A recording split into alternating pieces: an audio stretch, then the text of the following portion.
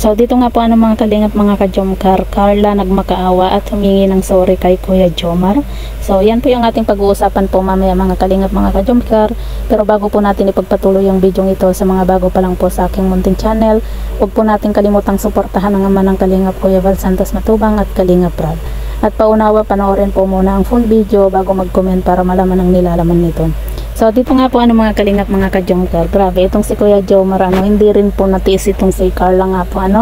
nang humihingi nga po ng sorry itong si Carla. At talagang makikita po natin sa mukha nga po ni Kuya Jomar yung ngiti nung marinig nga po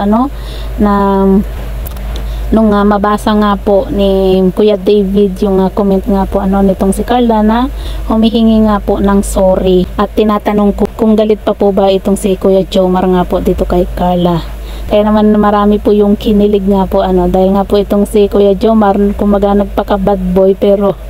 hindi rin po matiis si Carla nga po sa isang please lang po ni Carla at paghingi ng sorry nga po ni Carla dito kaya Kuya Jomar. Sana nga po mga kalingap maging okay na po ang dalawang ito kasi syempre 'di ba ang dami nga pong dahil nga po sa pangyayari 'di ba ang dami pong nalungkot at sinasabi nga po nila na pag wala na daw ang Jomcar hindi na daw po sila manonood nga po kasi syempre ito po yung talagang inaabangan nga po nila yung mga Jomcar fans nga po talagang ito yung love team na inaabang-abangan nga po nila lagi 'di ba. Tapos siyempre kahit sino naman po malulungkot po kapag nawala nga po ang Jomcar at isa na rin po tayo sa malulungkot nga po dahil ito isa rin po ang Jomcar sa nagpapasaya po sa ating araw kapag nakakapanood po tayo ng kanilang tambalan nga po. At yun nga po mga kalingap bali-balita nga po natin na itong si Kuya Jomar at Carla ay okay naman daw po. Pero syempre alam naman natin na teleserye lang naman po ito 'di ba? Pero yun nga po mga kalingap, grabe nakakabilib po yung pagdirektor nga po ni Kalingap Rab dahil nga po kumaga napakagaling po ng aktingan nga po nitong si Kuya Jomar at ni Carla nga po dahil talagang kuhang-kuha po yung mga manonood na sobra pong nalungkot nga po lalo na po sa part 51 'di ba? Grabe lalo na nung time na pinagbuksan ni Kuya Jomar nga po itong si Carla ng pinto. Grabe ramdam na ramdam po natin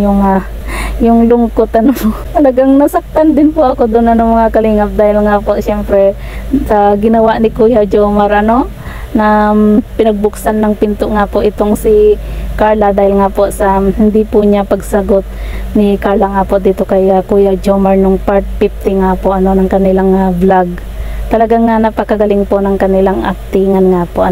pero yun nga po mga kalingap balita po natin na itong si Kuya Jomar at Carla ay nagde-date nga daw po at yun nga po mga kalingap itong si Kuya Jomar kahit na nagpapaka bad boy po dahil nga po dun sa ginawa nga po niya na nagpagupit siya dahil nga po sa nabasted po siya 'di ba. Nagpagupit siya tapos naglagay po siya ng cutex at saka kumbaga naghihikaw po siya pero yung hikaw po na yun ay yung magnet lang po pero yun nga po mga kalingap dahil nga po sa isang comment nga po ni Carla ay talaga namang makikita natin itong si Kuya Jomar na hindi po matiis itong si Carla